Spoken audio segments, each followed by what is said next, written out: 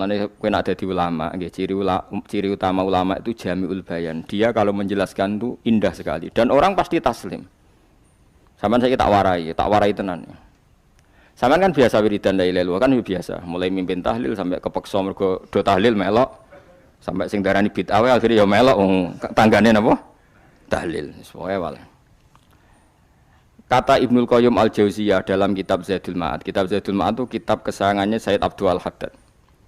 Sayyid Abdul Al-Haddad itu pengarang kitab Zadul Ma'ad. Padahal kitab ini dikarang oleh muridnya Ibnu Taimiyah. Abdul Al-Haddad itu gak seneng Ibnu Taimiyah tapi seneng muridnya. Jadi di sini ulama ya demokratis. Gak seneng gurune tapi seneng. Sajane Ibnu Taimiyah itu orang baik. Ya ulama top ya baik, ya waras top. Tapi ngerti-ngerti Wahabi itu identik dengan Ibnu Taimiyah. Akhirnya ulama ahli sunnah penyebut itu terus isin. Mulane kiai-kiai ra ono sing dalil kok lek Ibnu Taimiyah mergo dicap Wahabi. Padahal Ibnu Taimiyah wong alim. Di kitab-kitab kita termasuk Syekh Muhammad piyambak nanya Ibnu Taimiyah qala Syekhul Islam napa qala. Tapi kan ini sudah milik Wahabi sehingga kita ini terus akhirnya gak gelem nyebut. Ya dadi kitab koyo dalil fastabiqul khairat iki apa iki dadi dalil yo dhewe-dhewe. Wah parah tenan wong-wong. Dulu saya melihat orang enggak kunut itu ya biasa. Mergo saya sebagai wong alim ngerti iku madzhabe Abu Hanifah. Saiki nek ora kunut Muhammadiyah. Kita ini sebetulnya ahlul ilmi enggak tahu kunut itu madzhabnya siapa kita. Itu madzhabnya Abu Hanifah, yang kunut madzhab Syafi'i. Tapi tahu-tahu iki madzhab NU, iki madzhab Muhammad. Mana ada orang-orang ini bisa punya madzhab. Ngalime sepiro nganti dadi napa? Madzhab. Tapi wis dadi bahasa, wis dadi napa? Sekuwajo kabeh sene. Mas repot-repot. Tak warai iki. Sampeyan ben nglafadzno la ilaha illallah iku keren ya, keren tenan mboten keren-keren. Ngendikane Ibnu Qayyim Al-Jauziyah itu gini. Min asliha khuliqatil jannah wa min asliha khuliqatin nar. Terus wa min asliha khuliqatid dunya wa min asliha buisatir rasul. Wa min asliha qatalar rasul. Wah terus sampai sekarang saya tak bedai. Surga itu kan digawe kelas VIP. VIP mewah. Terus jari rugane widadari nur kan nak wingi sebut. Pira 70 ya? 70. Wayu kabeh kan ora ono sing kriting, wayu kabeh. Wayu kabeh terus gak tahu delok wong liya. Kadang bojo kita wis elek jek delok. Oh iya, widadari sifatnya maksuratun fil khiyam. Jadi gak tahu keluyuran ning ndi. Wayu kabeh. Lek. Surga yang semewah itu selek itu ya bagi mereka sing nglafatno atau yang menerima la ilaha illallah. Neraka sekarang dibikin dalam itu. Jari Abu Hurairah neraka itu tes-tesane benda kamu jatuhkan ke neraka itu untuk santet ke bawah itu nunggu 70 tahun. Kila 70.000 tahun. Dikira HP-mu mbok ceblokno neraka iku cebloke ngenteni 70 tahun. Betapa dalamnya. Ngentekno bego piro ya bayang misalnya. Oh itu kontraktor mana saja tidak sanggup itu disuruh ngeduk kedalaman neraka. Iku ya mau kanggo wong sing menolak la ilaha illallah. Jadi kalimat ini luar biasa. Swarga digawe bagi yang nerima, neraka digawe ya untuk yang menolak. Ya kalimat sing kowe nak tahlilan turu iku lho. Iku kalimat sing go alasan apa gawe swarga. Terus kalimat sing suwe-suwe sing lafadzno diarani bid'ah iku. Itu kalimat sesakral ini nasibnya akhir zaman iku entek. Gara-gara dilafadzno tahlilan tersangka jadi apa? Bid'ah. Dulu kalimat yang dipuja-puja penyebab surga dan neraka, saiki kalimat itu tersangka. Mau perkara napa? Bid'ah. Wis aja melok-melok, kowe debat ya ora iso makili aku, sebarno iso. Kok kowe terusno dalan tok. Dah. Berarti la ilaha illallah itu kalimat yang surga dibikin karena itu, neraka dibikin ya karena itu. Kemudian Allah punya sunnah, lalu butuh pelatihan. Dikasihlah Allah gawe bumi. Piye-piye manusia butuh latihan, dibikinlah bumi. Gendekne latihan ikrar la ilaha illallah dengan sadar, dibikinlah bumi, liyabluwakum terus dites. Wis digawe bumi, ana makanan, ana minuman, ana wong wayah, ana pegatan macam-macam, wong diutang wis mbulet macam-macam. Nggo ngetes, eling la ilaha illallah apa eling utangi, eling la ilaha illallah apa eling kasuse, pokok dites. Karena enggak fair kalau Allah bikin itu kemudian enggak dites, dibikinlah darul imtihan. Dunia itu bahasa Arabnya darul imtihan. Tempat tes-tesan, imtihan mana apa? Tes, liyabluwakum diuji. Wes diuji kita hidup. Artinya kita dihidupkannya pun oleh Allah demi tes-tesan la ilaha itu disebut kalimatu haqqin alaiha. Nah, ya sebenarnya kita hidup pun ini untuk dites.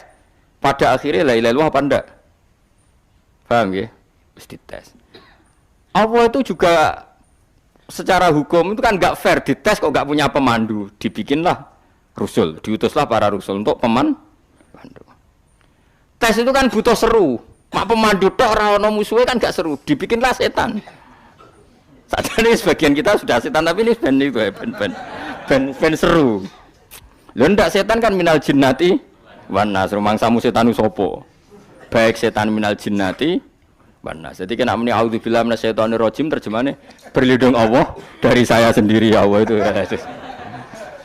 Lho itu kalau ulama dulu biasa auzubillahi min syururi anfusina wa min sayyiati a'malina. Sebenarnya kita berlindung hanya dari setan yang jauh, iblis itu enggak. Ya setan diri kamu sendiri min syururi anfusina dari kejelekan diri kita. Ngomongnya do ujug, soalnya setan tuh makhluk gaib sing piye. Lah kowe iku sapa? Nganti kowe maksiat terus mergo akrab klop, roh mbek setan klop. Mulane terus maksiat. Dah Allah ngutus pemandu yang ngecul setan ben fair. Napa? Fair. Jadi semua darul ibtila ini juga demi kalimat. Makanya disebut kalimatu haqqin sing alaiha nahya. Kita hidup ya demi mendapatkan kalimat itu. Kita mati nanti ya demi kalimat itu, artinya mati ke neraka ya karena kalimat itu kita menolak atau mengabaikan. Masuk surga ya karena kalimat itu kita hormat, kita benar dalam memperlakukan kalimat itu. Berarti alaiha nahya wa alaiha nam. Terus wa alaiha nub'as karuan, kalau kamu termasuk minal aminin ya nub'as minas solihin, kalau minal kafirin ya nub'as minaz zalimin. Tapi semua desain dunia ini hanya demi kalimat la ilaha illallah Muhammadur Rasulullah. Nah ini kan penting. Bagaimana mungkin kemudian kalimat sesakral ini, sehebat ini, kemudian ada orang tahlil kamu tidur. Kok iso? Kula janggal kok iso wong turu. Misalnya kayak mangkel, kula mangkel sing mimpin Gus, wira barbar. Bagaimana mungkin kalimat yang menyelamatkan Anda kemudian Anda anggap problem? Elek gak? Apalagi kamu anggap ini bid'ah. Nak cara kula oke lah, ndongakno mayit itu gak ono tuntunan Nabi. Tahlilan gak ono tuntunan. Tapi wis muni tok kono tok. Artinya muni tok kono tok ora usah nyerang kalimat, enak kalimat tetap kalimah thayyibah. Soal kowe ora seneng sing tahlil, mergo tiga profesi lah iku wonge wae gedhinge aja geman. Ya saya misalnya, saya kadang enggak cocok sama mubalek karena kadang profesi. Tapi saya tidak pernah anti pengajian bagaimana untuk membawa syiar Islam. Tapi kalau balik kadang ora seneng, kadang takon entuk piro. Bareng sangone sithik, kok sumpah mek transportasi ini. Lah wong ngono kok mbok senengi iku piye? Tapi ke terus gedeng keliru iku sing nggawa syiar Islam. Mana ada pengajian didengar orang banyak tanpa mubalek? Gak iso. Ini iso melepukno barang-barang ra penting dadi penting iso. Lah cara guruku teng sareng, lha ngape melepuk kanggo panggung barang perkarane. Tapi kadang ya benar. Yang namanya mudin mubalek ya itu bisa benar bisa salah, tapi kamu enggak boleh gedeng kalimatnya. Piye kalimatnya kalimat hak. Nah, ini penting kula utarakan sehingga zaman Nabi Sugeng ini rungokno tenan ngaji kula. Zaman Nabi Sugeng ada sahabat namanya itu Usamah bin Zaid. Ini sahabat kesayangannya Nabi, hibbu Rasulillah. Usama itu diutus Nabi perang. Ini dengerin ya, diutus perang. Pas perang itu si kafir tadi menggal temannya. Ada yang tangannya putus, kakinya putus. Wah, seorang kafir ini sudah luar biasa. Bacok sana, bacok sini. Ketika terdesak oleh pasukan Usama, kebetulan Usama ini cakap ya, sama beberapa temannya orang Ansor. Orang kafir yang sudah qata'a arjulana wa qata'a aidiana, dia pas terdesak bilang la ilaha illallah. Terus sama Usama tetap ditusuk, dibunuh karena dia berpikir ini qolaha muta'awwidzan, dia melafadzkan kalimat itu hanya berlindung dari pembunuhan. Setelah dilaporkan Nabi itu marah besar. Nabi ngendikan kaifa anta ya Usamah bila ilaha illallah idza ja'at bika yaumal qiyamah. Kowe nak ditakoki la ilaha illallah ku piye? Piye-piye wis ngomong la ilaha illallah, tapi piyambake ngomong ngoten sakwise ngethoki tangan kula, maksudnya tangan kula tangan kelompok saya, tiga-tiga saya. Nabi tetap jawab kaifa bila ilaha illallah idza ja'at bika yaumal qiyamah. Pokoknya Nabi menyoal terus. sampai menjadi fatwa ijma'nya fuqaha, siapapun yang melafadzkan la ilaha illallah harus kita terima meskipun qolaha muta'awidzan, meskipun saat melakukan hanya cara zahir berlindung dari kematian. Sehingga kita terima. Orang kafir yang 80 tahun kafir melafadzkan la ilaha illallah 1 menit menjadi mukmin. Sampai ada ayat kulil ladzina kafaru iyantahu yufar lahum ma qad salaf. Ini kalimat yang sakral, bahkan kafir yang 80 tahun saja menjadi mukmin hanya karena melafadzkan la ilaha illallah. Mulane yang ngaji saya, yang seneng saya, jangan pernah kamu mengatakan ada bid'ah yang orang bisa jadi kafir. Bagaimana mungkin orang mukmin yang ke kuburan dan melafadzkan la ilaha illallah kamu katakan kafir? Padahal kalimat ini yang kafir 80 tahun saja menjadi mukmin. Saiki ana wong nglafadzno la ilaha illallah mergo salah tempat pinggir patok mbok arani kafir. Lho kok aneh. Wong sing kafir 80 tahun dadi mukmin iki gara-gara ngafalno la ilaha illallah dadi kafir. Mergo mok salah tempat ning pinggir apa? Patok. Mbok yen ora cocok muni nganggur, wong sering ziarah ku nganggur. Nyatane ya tenan. Cara dekne pegawai negeri ya ora sering ziarah. Nah iku tapi ora usah muni kafir, nek muni kafir gak mungkin lah. Coba kalimat ini itu orang kafir yang 80 tahun menjadi apa coba dengan melafadzkan kalimat ini? Mukmin kan? Berarti kalimat ini adalah kalimat penghilang kekafiran. Lalu karena dilafadzkan secara salah dianggap kafir. Hanya karena bid'ah itu tidak mungkin. Makanya sebetulnya Wahabi yang alim-alim itu tidak berpendapat demikian. Saya punya beberapa referensi Wahabi yang alim itu tidak pernah mengkafir-kafirkan orang. Karena perdebatannya seperti itu. Tapi saat ini wis kuwajo.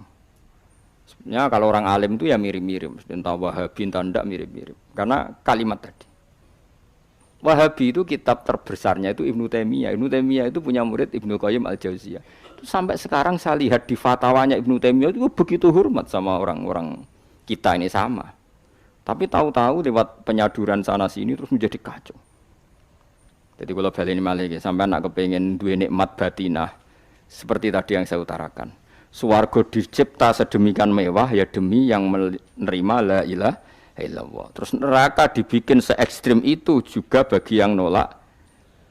Kemudian dibikin daru pelatihan yaitu dunia. Ya karena kalimat berarti kalimat itu luar biasa.